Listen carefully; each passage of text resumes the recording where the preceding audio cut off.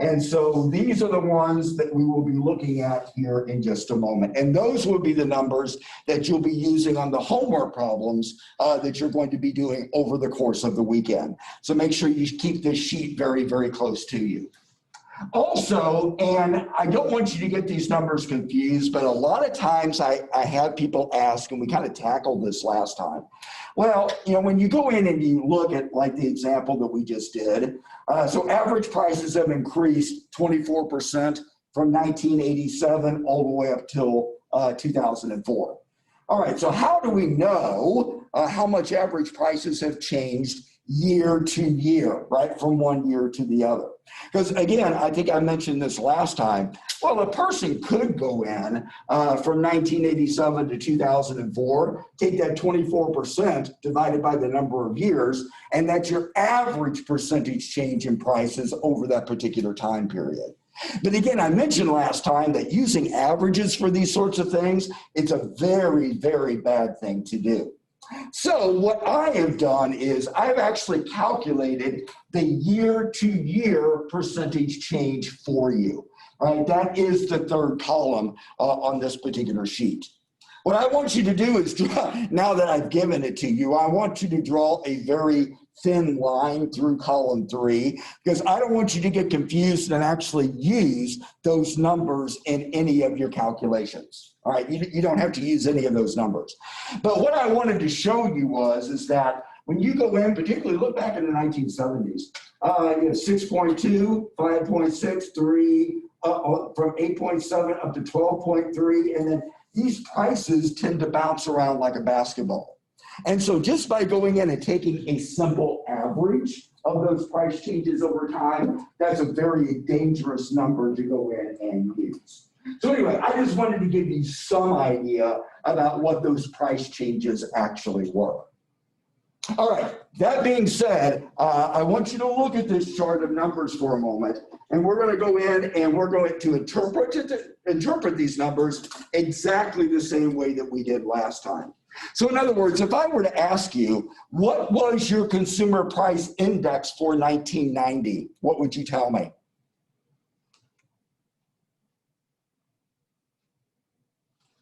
What was your consumer price index for 1990?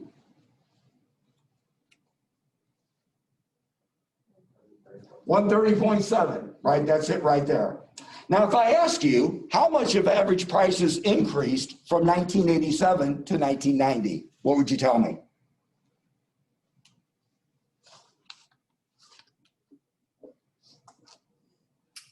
And that's why I say, don't look at these numbers out here, right? Because these numbers are year to year. So in 1990, if the consumer, so 1987 is equal to 100, we know that. So the consumer price index in 1990 was 130.7. So how much of average prices changed from 1987 to 1990? Take your 130.7, subtract 100, and it's an increase of 30.7%. It's exactly the same thing that we did on the other examples. Okay, so once you know what those consumer price index numbers are and what your base year is, hey, you've got all the information in the world right in front of you. What was the consumer price index in the year 2000?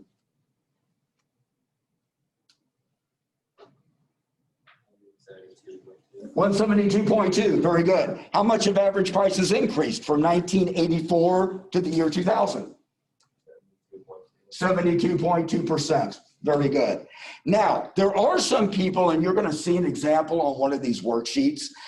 When you go in, and of course, in that particular case, it's 72.2%. So obviously, these prices are going to continue to increase over time. So the question becomes, can the consumer price index number itself be over 200? And the answer is, yeah, actually, it can be. What is the consumer price index for 2010? 118.1. All right, so if your consumer price index is 118.1, how much of average prices increased from 1984 to the year, what did I say? 2010, to the year 2010. It's a 218, sorry.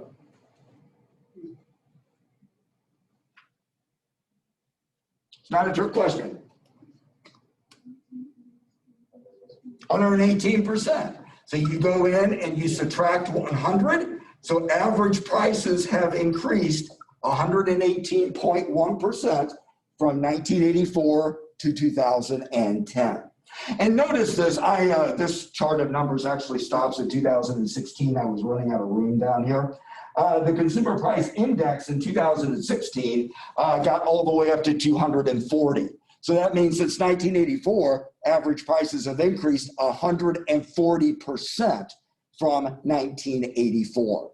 So the question obviously is it possible for these numbers sometime in the future to go over 200? And the answer is yes, yes it is.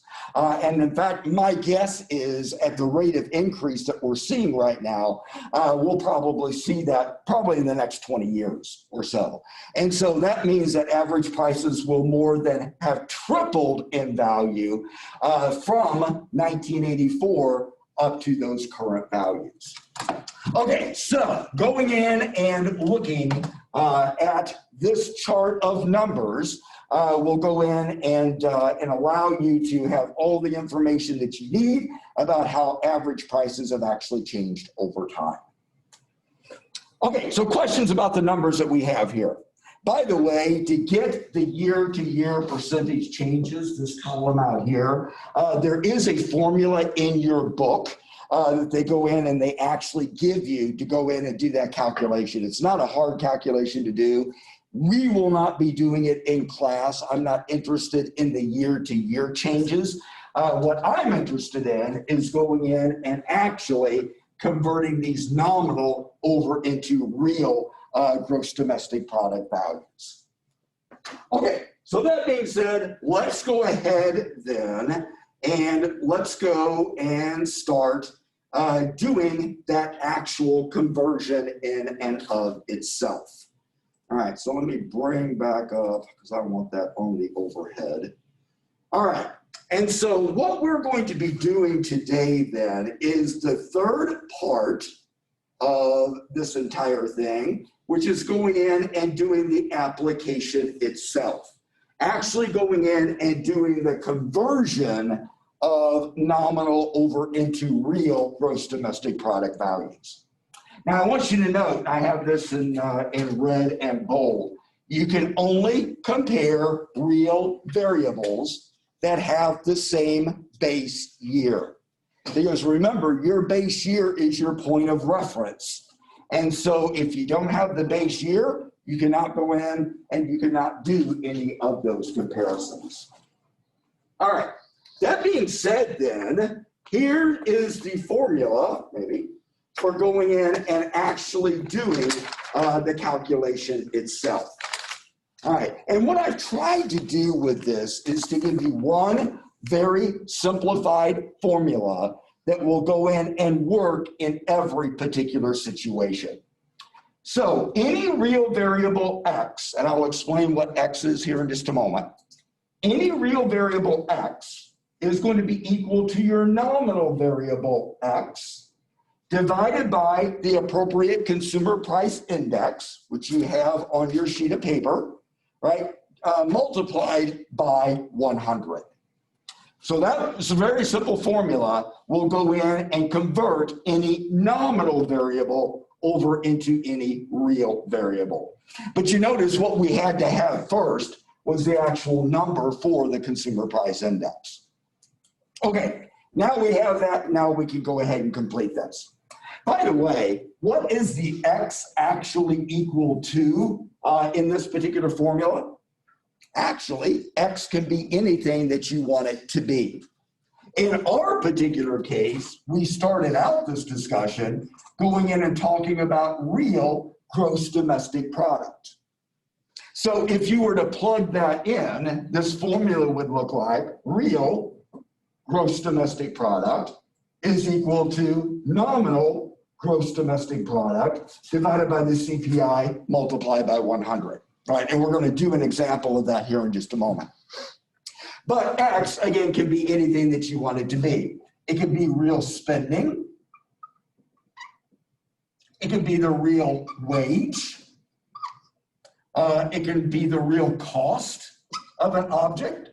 It can be real consumption.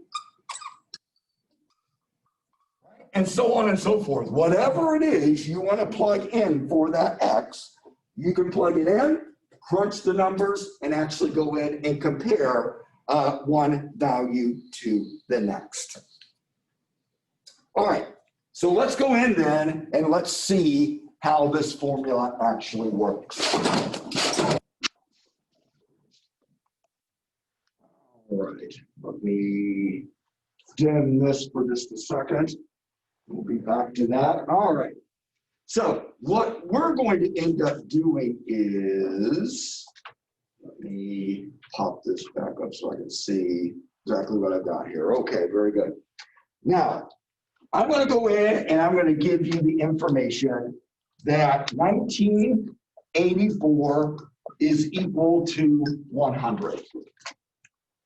Now, I want you to understand that very first step that I just gave you, that's a very important step. Because if you're going to be going in and doing a calculation, if this would have been any year other than 1984, could you use this chart of numbers that I gave to you in your calculation? No, you couldn't. You'd have to go get the other year, right, whatever it was, and use those particular numbers. So this is very important. This gives you the right to use these numbers in your calculation.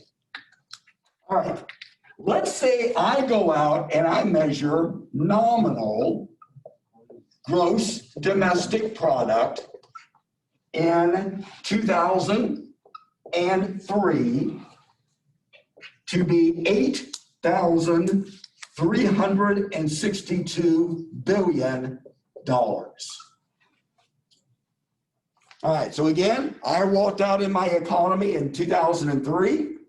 I measured the current prices, I measured the current quantities, and calculated GDP to be $8,362 billion.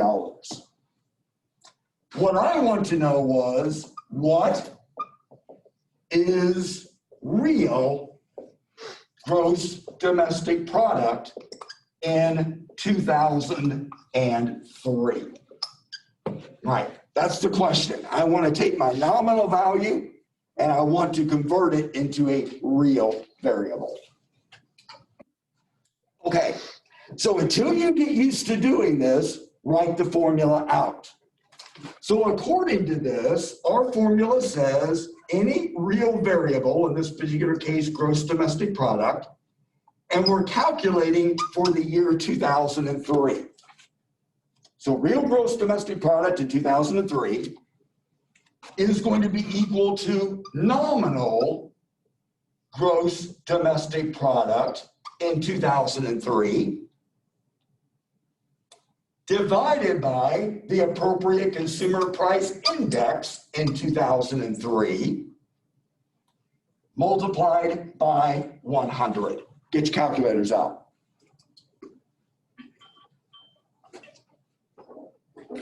All right, so real gross domestic product in 2003 will be equal to our nominal gross domestic product in 2003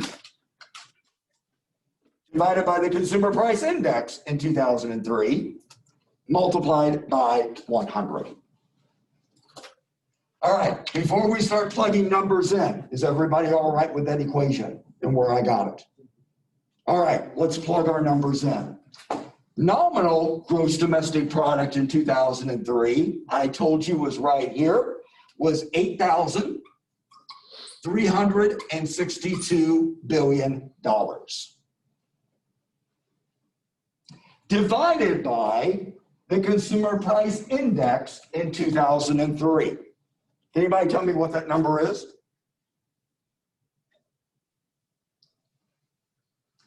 Look on your sheet, look under 2003, 184.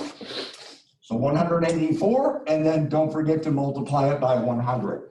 Did everybody see where that 184 came from? Okay, So once you have it in there, go ahead and do your calculation. That's wrong. So real gross domestic product in 2003, if you plug that into your calculators, 8,362 divided by 184, and then multiply that by 100. And you should have come up with a number of $4,544.6 billion. And there is your real gross domestic product for 2003.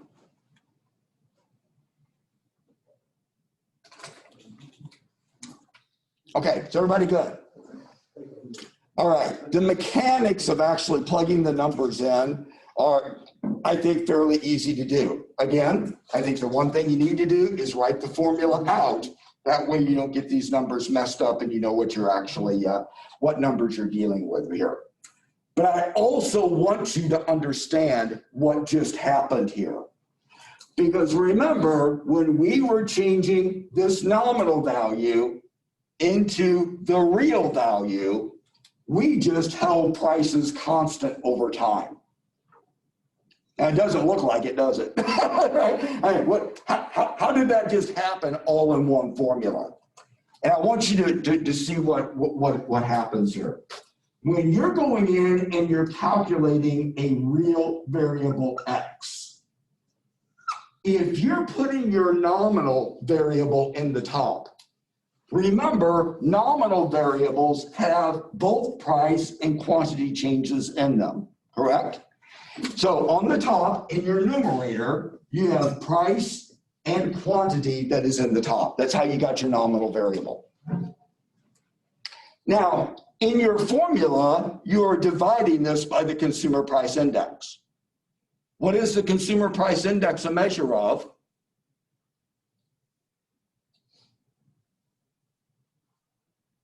By definition, what is the consumer price index a measure of?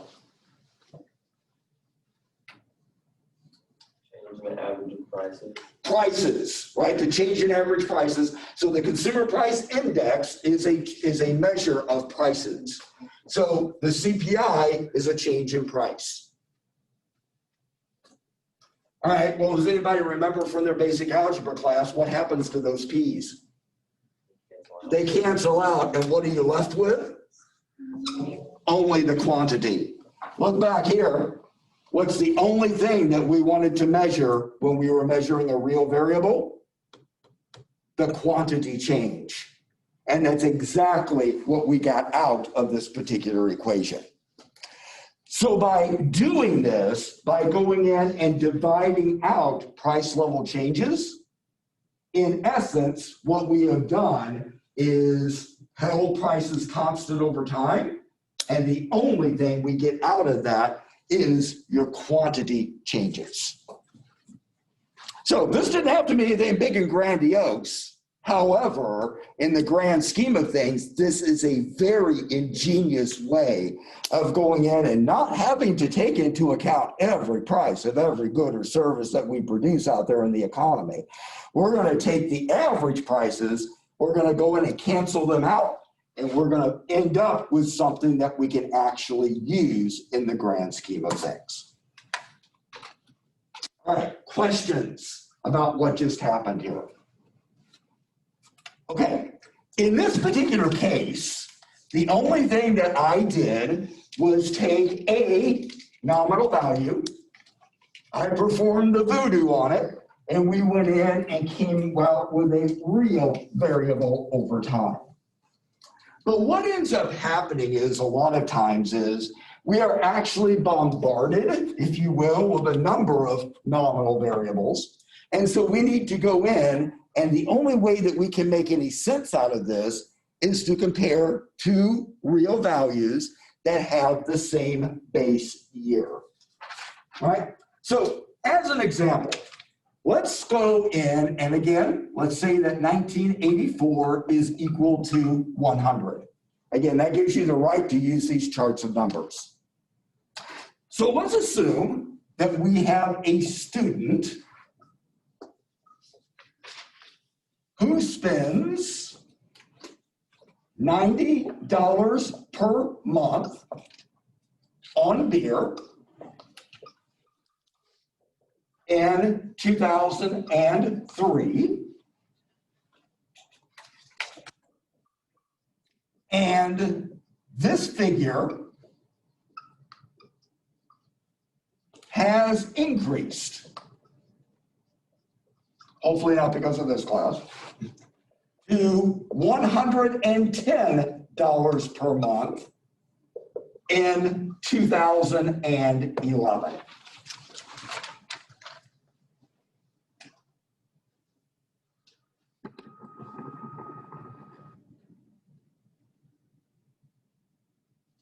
All right.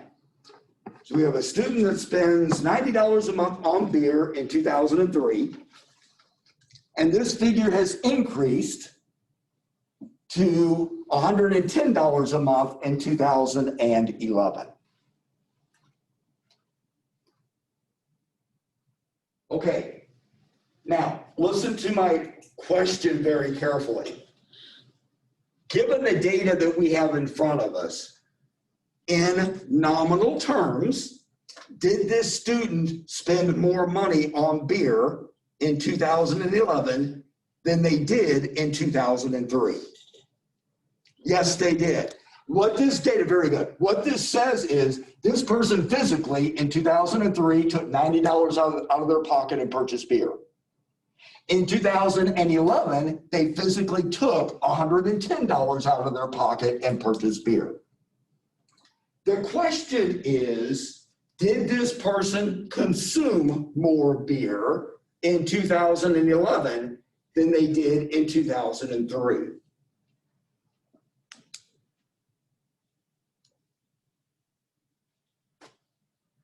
Did this person consume more beer in 2011 than 2003?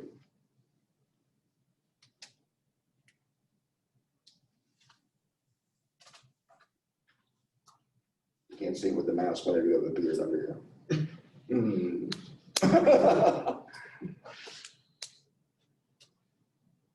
5 extra credit points on your last assignment for the one who can answer this correctly. Yes, but you still bought it. If the prices stay the same, wouldn't it be yes? But that's an assumption, isn't it? He's buying more, so he's consuming more. Is he? Unless you mean physically consuming. I mean, physically Oh. consuming. I mean, No. no? You sure? Wouldn't it depend on the real value?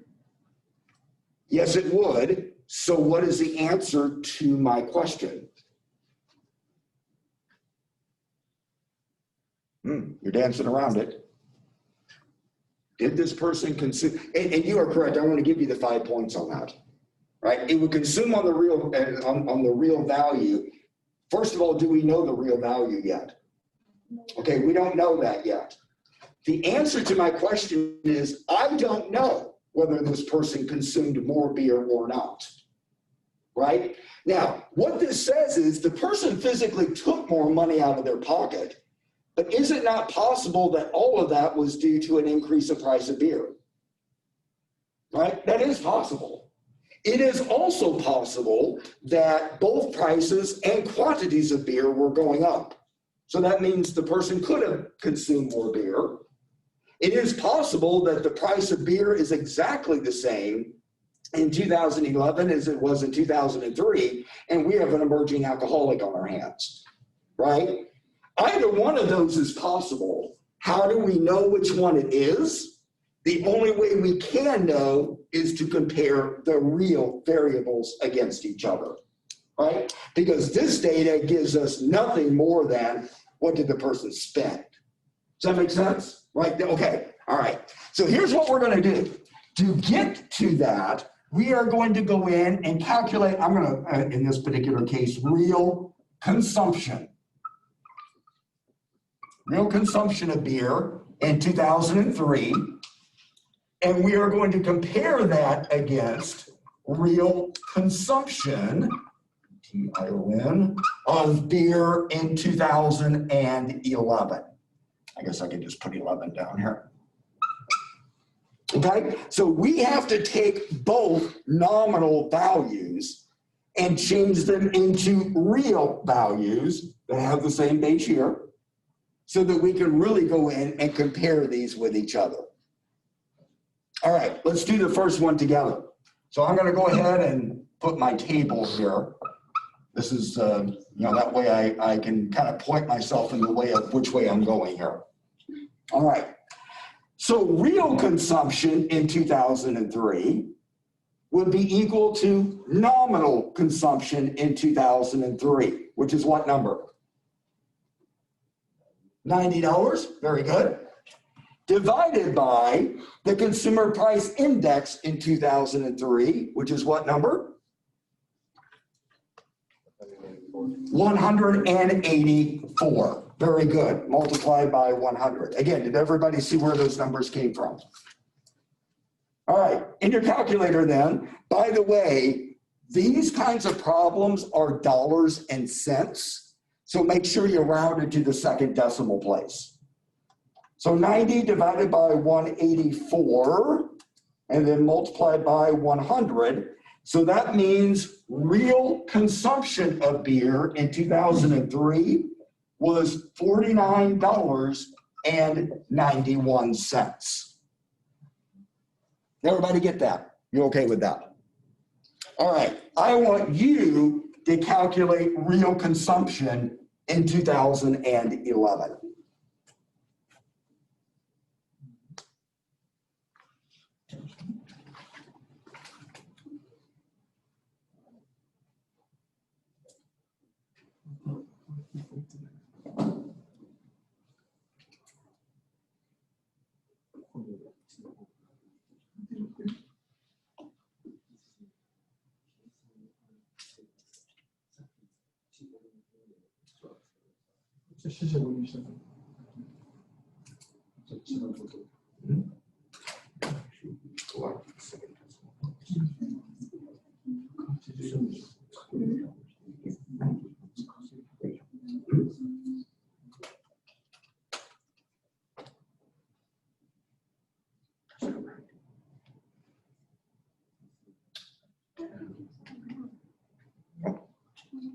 The CPI in 2011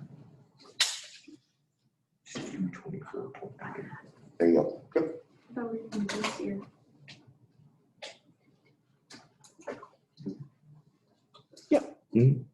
So, oops, round that.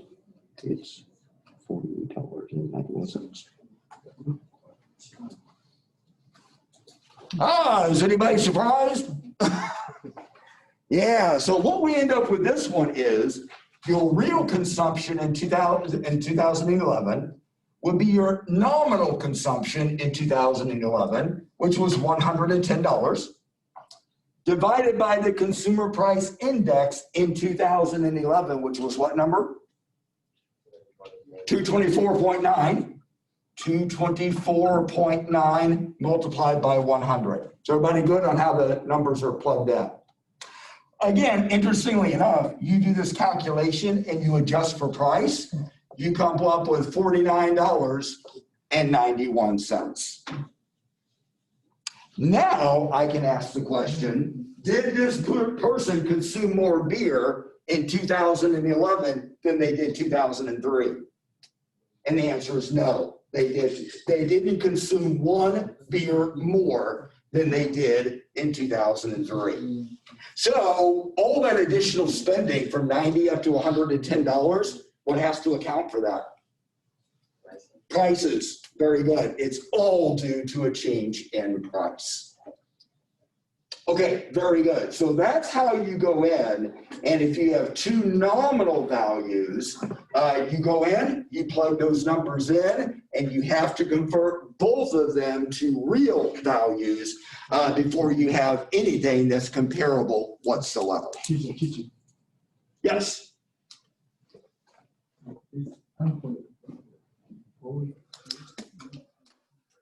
What, did I, oh, I move it, you're correct. Is this 48? The farm bond. For a second. Did I do the top one right? Yes, okay, 184 multiplied by 100. Okay, I have no idea. I have no idea why I did that. Because it's staring me right in the face. 48, 48, you're correct, thank you. Okay, yeah. Hey guys, you see me do something wrong, let me know. You're not gonna offend me, right? Yeah, because okay. And in fact, I didn't even catch it from the other papers. I'm dyslexic today. I'm changing those two numbers. Okay, yeah, very good. Okay, any questions about this one? All right, I want to do one more because I think this one is pretty telling. These numbers I obviously made up to show that you can have nominal changes in numbers, but by the time you go in and adjust them, the real values don't necessarily have to change. I often, I probably said this before, I really enjoy talking to older people in our economy because you really can't understand how different things are, how good we actually have it today until you go out and see, what the economy was like 50, 100, or however many years ago. I was talking to an elderly gentleman several months ago, and he made the comment to me within our conversation. He said, says, I feel sorry for you young people today. I'm like, really? Given what we have in the economy, why would you feel sorry for me? He said, well, he said, back in my day, which would have probably been about the 1950s or 60s, that would have been his, his working time period. He said, your paycheck is way, way larger than what mine ever was. But it just seems like your money doesn't go as far as it used to. Right? Now, he didn't put the math behind it, right? But he could understand that there's a difference between the nominal value, what your paycheck actually is, and the real value, what it's actually able to purchase. So after I got done talking with him, I put the numbers to it, right, to see how things had actually changed.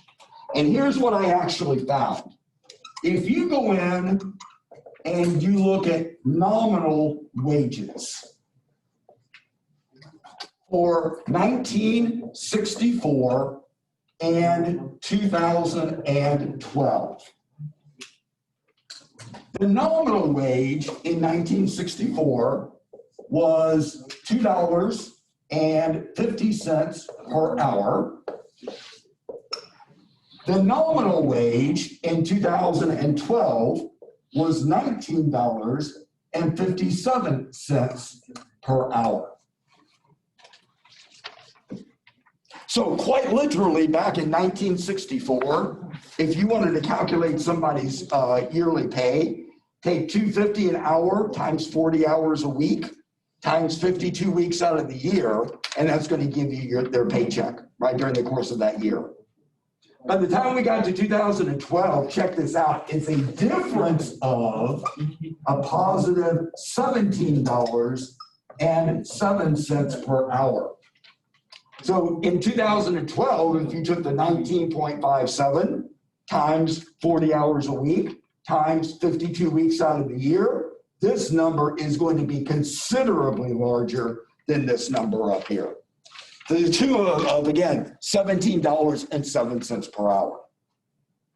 The question is, even though people's paychecks were larger in 2012, what about their purchasing power? Were they really better off in 2012, and by how much?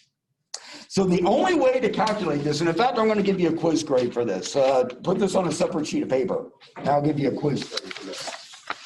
I want you to calculate the real wage in 1964 and the real wage in 2012. I want you to calculate both of those numbers. And I want you to tell me, did the real wage go up? Did it go down? And by how much? Did the real wage go up? Did it go down? And by how much? I'll give you 10 seconds.